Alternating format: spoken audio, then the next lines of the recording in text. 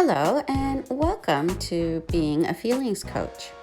This webinar is on how you can help your children handle their big emotions. We are Monica, Kim, and Afshan, and we are psychologists with the Toronto District School Board. This webinar is part one of our two-part series. In this part, we provide a general introduction. We cover emotions in the brain, what emotion coaching is and what its benefits are. And we also provide you with an example of how it can be used. In part two, we cover more of the specifics about the steps to emotion coaching. Before we get to the main part of our presentation, let's just take a moment to take a look at this quote. The following quote by L.R. Nost represents what emotion coaching is about. When little people are overwhelmed by big emotions, it's our job to share our calm, not join their chaos. This image is from the site The Momentous Institute. It shows the science of the brain as conceptualized by Drs. Dan Siegel and Tina Payne Bryson. In their book, The Whole Brain Child, they have a concept of the upstairs brain, downstairs brain that helps us understand how the brain works. It shows that the upstairs brain is where things like thinking, planning, and problem solving happen. The downstairs brain, on the other hand, is the oldest part of our brain and helps us survive. It is busy with basic functions like breathing and reactions to danger, such as fight, flight, or freeze. This is also where our emotions like anger, fear, and anxiety live. We need our upstairs brain to help us manage and handle our emotions. But our upstairs brain doesn't fully develop until we're in our mid-20s. That means children are still learning to understand their emotions and how to control them. Since kids' brains are still developing, we, as adults, need to help them process their emotions and problem solve so that the downstairs brain can be calmed down by the upstairs brain. When the brain staircase is built, the upstairs brain can monitor strong emotions and impulses from the downstairs brain and make sense of them. Afshan talked about how caregivers play an important role in helping with the wiring of their children's brain. But how do we help our children with this important task?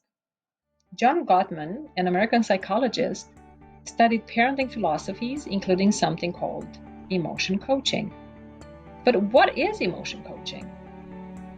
So, emotion coaching is a parenting philosophy and also a technique. We're going to address the emotion coaching technique in part 2 of our webinar. In part 1, we're going to talk about this method in more general terms. Emotion coaching means that it's important to attend to and manage a child's emotions while they're experiencing these emotions. It means that through empathy, which is putting yourself in your child's place, you notice your child's emotions and you are capable of understanding and responding to those feelings by talking to the child and by helping the child put those feelings into words. Gottman encouraged caregivers to view the child's negative or unpleasant emotions as opportunities for closeness and teaching. Caregivers need to be aware and comfortable with their own emotions in those situations. So that's very, very important, being aware and comfortable with your own emotions in those situations. As a parent myself, I think it can be very hard at times to help our children with their emotions. Some caregivers may have difficulties allowing their children to express sadness or anger because they could see that as potentially harmful to the child. So for instance, sometimes I hear parents say, seeing my child sad makes me uncomfortable, or what does the child have to be sad about? Or anger needs to be controlled right away. However, it's very important, and I cannot stress that enough, to allow our children to express these emotions so that they don't learn that their emotions are unacceptable.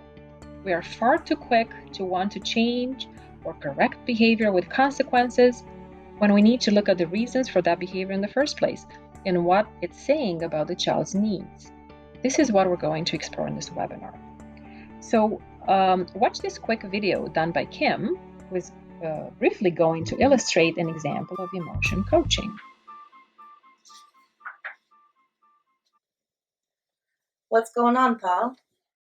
You know how every summer we like to play lots of sports and get outside a lot, and I like to see my friends and stuff, and we can't do that because of COVID-19. Yeah, it's true, Paul. Yeah, we can't do some of the things that we could do before this summer. You seem really sad about it. Yeah.